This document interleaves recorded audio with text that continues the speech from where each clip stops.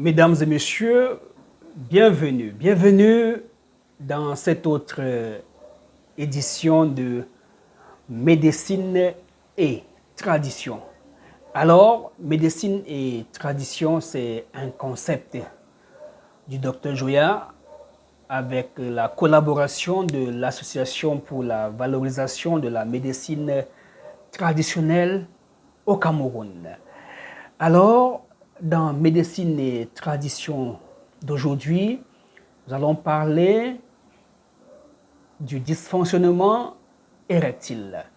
Alors, le dysfonctionnement érectile, qu'est-ce que c'est? C'est tout simplement l'incapacité pour un homme d'avoir des rapports sexuels satisfaisants avec sa femme ou bien avec sa partenaire. On peut bien avoir un rapport sexuel, mais qui n'est pas satisfaisant.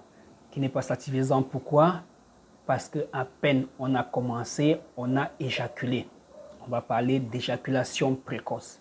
On peut avoir un rapport sexuel pas satisfaisant parce qu'on était très bien en érection. Lorsqu'on a voulu passer à la pénétration, le sexe est devenu tout mou et on n'a pas pu. On peut avoir un rapport sexuel pas satisfaisant. Pourquoi? Parce qu'on a du mal à se mettre en érection. On a du mal à se mettre en érection. Mais une fois que l'érection arrive, les choses se passent plutôt bien. On fait bien les rapports sexuels. Mais on n'est pas fier parce que ça ne commence pas bien. On peut aussi avoir un rapport sexuel non satisfaisant. Pourquoi? Parce que on commence les rapports sexuels, on le fait très bien, on éjacule. La partenaire, elle est contente, le monsieur satisfait, mais la partenaire aimerait encore repasser à l'acte sexuel et ça devient difficile. Nous avons souvent appelé ça le redémarrage difficile. On fait bien un rapport sexuel, madame en veut encore, mais on n'y peut plus. Elle fait tout, le sexe masculin ne se met plus en érection.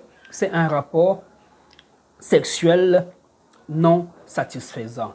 Maintenant, en dernier lieu, on peut avoir un autre rapport sexuel non satisfaisant dans la mesure où c'est la partenaire qui n'éprouve aucun plaisir, elle est frigide.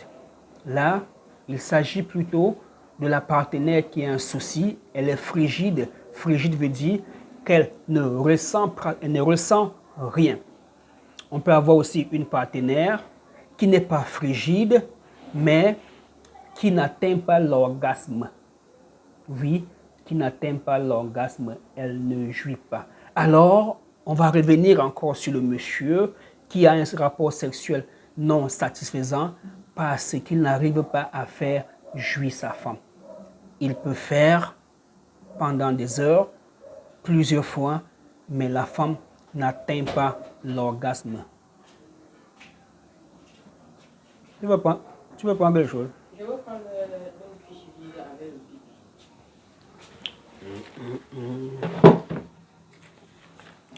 Est-ce qu'il y a le bic ici, là? Il y a un bic à Junior là-bas. Bien, attends, c'est un bic ici.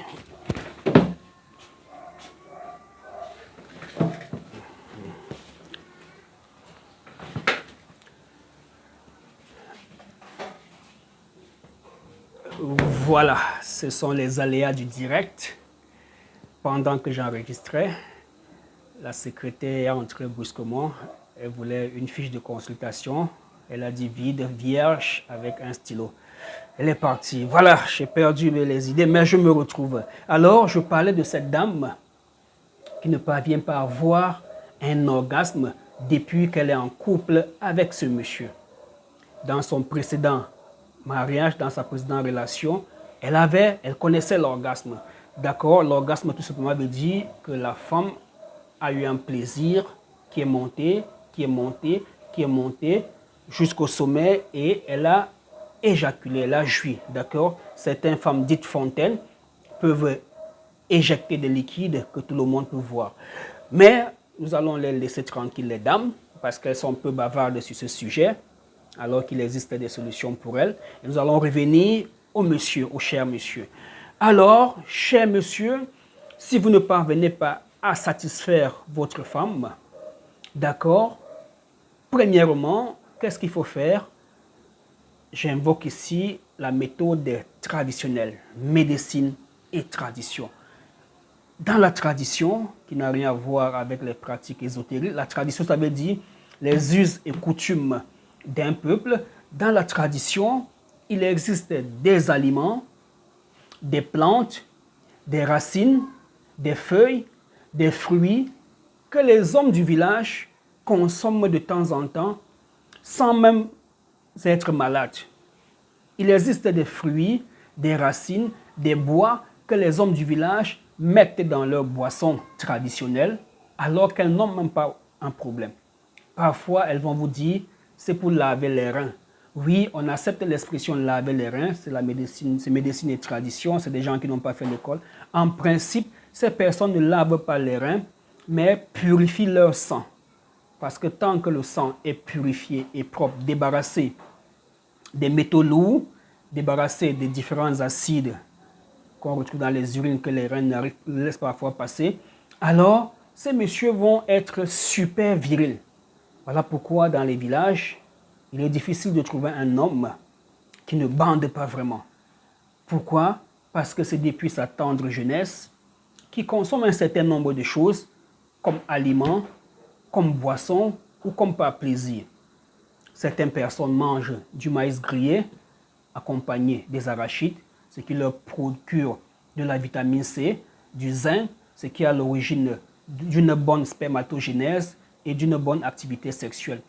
Dans certaines zones, on consomme du vin de palme, on mange les racines d'un certain arbre, on consomme les racines qui sont utilisées comme des épices, et ceci de manière permanente, journalière, chaque semaine, des mois, des années.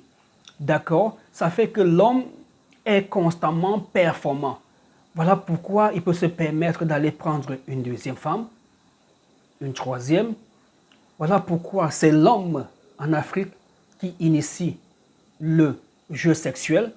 C'est monsieur qui commence toujours en Afrique parce qu'il est sûr de lui, il sent comment il répond, il sent son organisme, il sent son efficacité. C'est lui qui va gratter le dos de sa femme. Et ceci à toute heure. Parce qu'il n'y a pas une heure fixe pour faire des rapports sexuels. Il y a des personnes en Afrique, pendant qu'on va au champ, eux, ils font un détour, ils reviennent à la maison, faire des rapports sexuels avant de repartir au champ. C'est ça la sexualité. Pendant qu'ils sont à la plantation, monsieur et dame, ils se regardent dans les yeux. Si le taux de testostérone monte subitement chez l'homme, il peut faire des rapports sexuels, même à la plantation. Il n'y a rien de tabou. Au petit matin à 4 heures, ils peuvent avoir des rapports sexuels. C'est ça la sexualité. Maintenant, le problème avec les personnes qui vivent en ville, c'est déjà, ils s'alimentent mal, ils n'ont pas consommé ce que les hommes de leur âge du village consomment. De deux, ils programment les rapports sexuels. C'est le week-end, quand ils ont fini le travail, qu'ils vont faire les rapports sexuels. C'est le soir, au retour du travail, après le journal de 20 heures, qu'on va voir les rapports sexuels. Voilà les premiers blocages qui amènent souvent l'homme à commencer à perdre sa libido. Nous parlons ici des jeunes hommes, moins de 30 ans. 30 ans en montant, c'est parfois les mêmes problèmes. Ajoutez à ça le stress de la ville, le travail et l'alimentation. Certains hommes, à partir de la quarantaine, ont parfois une situation sociale un peu stable. Ils ont réussi à arriver en Europe, ils ont un appart, une copine, alors ils peuvent manger du hamburger, manger, je ne sais pas trop, des saucissons, des fromages, des choses des blancs. Ils peuvent boire de l'alcool des blancs, ils peuvent. À la longue, ça va les affaiblir. Et aussi, ces hommes vont consommer beaucoup de médicaments, moindre migraine, petit maux de tête. On va aller en pharmacie demander de lui prendre 1 gramme 1000, on va les consommer. petit lourdeur au dos, on va prendre de l'ibuprofène, de Voltaren anti-go, Voltaren ci, Voltaren ça. On va s'empiffrer comme ça des médicaments pendant des années sans savoir que cela aura des conséquences néfastes sur la santé. Nous sommes toujours là dans médecine et tradition. Alors, à l'époque, en Afrique, ou présentement en Afrique, pour ceux qui vivent au village, lorsqu'un homme constate qu'il est défaillant sur le plan sexuel, qu'est-ce qu'il fait? Il ne part pas rencontrer un sexologue, un gynécologue ou un médecin, non. Il se rapproche des anciens, des vieux, et de manière subtile, dit aux vieux qu'il ne se sent plus comme avant. Une fois que vous avez lâché cette phrase « je ne me sens plus comme avant », alors le vieux sait de quoi il s'agit. Dans certains pays, comme au Gabon, où j'étais à Libreville, j'étais à Lambaréné, j'ai fait Oyem, j'ai fait Bitam, je suis passé par Minzik, alors j'ai fait la grande forêt du Gabon, jusqu'à dans la zone de Mouela. J'ai pataugé dans les forêts qui côtoyaient les plantations d'agro-Gabon. À l'époque, on appelait ça agro-Gabon. J'ai habité à Lambaréné. Voilà. Au Gabon, on vous fait des bouteilles. Des bouteilles. Voilà, ça me rappelle mon passage au Gabon. Au Gabon, on vous fait des bouteilles. C'est-à-dire, on cherche des bouteilles de liqueur. Il y a plein de pêcheurs qui vont dans les lacs là. On vous cherche, vous achetez du dry gin. Alors, il y a des bois. Il y a des bois qu'on met dans la bouteille. Alors, le monsieur, de temps en temps, il va consommer sa bouteille. Ça, c'est ce que j'ai vu de ce côté au Gabon là. Et voilà, à chaque peuple, sa tradition, ses techniques. Ici, là, chez nous, pas au Cameroun, mais en pays Bamoun, c'est pas de bouteille parce que déjà, le whisky, l'alcool coûte cher et déjà, les personnes de religion musulmane ne consomment pas de l'alcool. Les diabétiques, même s'ils sont pas des religions musulmanes, ils ne consomment pas de l'alcool. Alors, là-bas, ce sont plutôt des remèdes en poudre. D'accord? On va prendre l'écorce ou une racine, on va gratter sur un grattoir et cette poudre-là, on va lécher. Et ça va faire ce que ça va faire. Alors, voilà comment ça se passait au village. Et maintenant, il pouvait arriver que l'homme devient de plus en plus faible parce que, ayant sorti avec la femme d'autrui, ayant fait les choses avec la femme d'autrui, et certains hommes avec cette capacité de féticher leur femme de telle manière que si vous allez avec cette femme, votre sexe ne va pas se lever. Vous n'aurez même pas, vous n'allez pas faire de rapport sexuel, vous allez ressortir. D'autres, pas méchants entre parenthèses, ils faisaient en sorte que votre sexe, vous faites bien les rapports sexuels, mais votre sexe meurt. Et d'autres, très méchants, encore méchants entre parenthèses, faisaient en sorte que vous soyez collés. Ce sont les réalités de l'Afrique traditionnelle. Oui, vous allez beaucoup rire en entendant ces choses. Alors, si votre faiblesse sexuelle, votre dysfonctionnement érectile venait de ces choses-là, alors la technique était autre. On utilisait une plante qui a une bulle, d'accord, une feuille, c'est comme l'oignon sauvage. Dans certaines vidéos, je parle de l'oignon sauvage, mais il ne s'agit pas de cette variété. Cette variété, on l'appelle le ndre, il est encore tout petit. Alors, il y avait des tests qu'on faisait, d'accord, cette plante, on fait passer le pagne d'une femme, si la plante bouge, voilà. Et après, on fait passer le monsieur. Donc, il y a des tests comme ça traditionnels qu'on faisait. Et on pouvait vous dire, votre cas est simple, votre cas est compliqué. Et c'est ainsi qu'on mettait tout sur place, tout un protocole thérapeutique en fonction du fait que votre cas était simple ou votre cas était compliqué. Si votre cas était compliqué à cause du fait d'avoir fait ci, d'avoir fait ça, on pouvait aller dans le village, voir le monsieur, lui demander des excuses, payer les amendes et il pouvait enlever ce sort sur vous. Mesdames et messieurs, c'était médecine et tradition. Ça ressemble à de la science-fiction. Pourtant, c'est une réalité. Nous avons transporté cette réalité en ville, ici au niveau du Bamenda, Cameroun. Et désormais, nous avons des remèdes pour la faiblesse sexuelle en poudre et en liquide. En liquide, c'est notre fameux Sextone. D'accord? Voilà. Au départ, il est en poudre comme ça. D'accord? Vous allez chercher une bouteille, mettre de l'eau dans la bouteille, verser la poudre, secouer, laisser passer une nuit. Le lendemain, vous allez filtrer.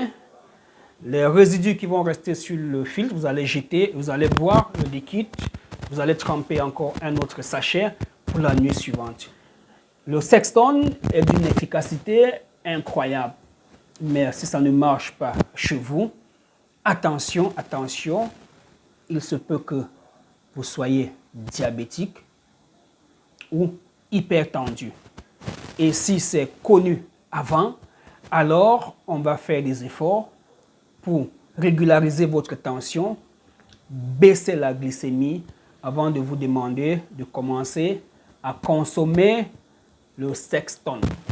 Mais si vous êtes plutôt du genre diabétique insulinodépendant, alors ça va être compliqué pour vous parce que votre corps, votre pancréas ne produit plus l'insuline qui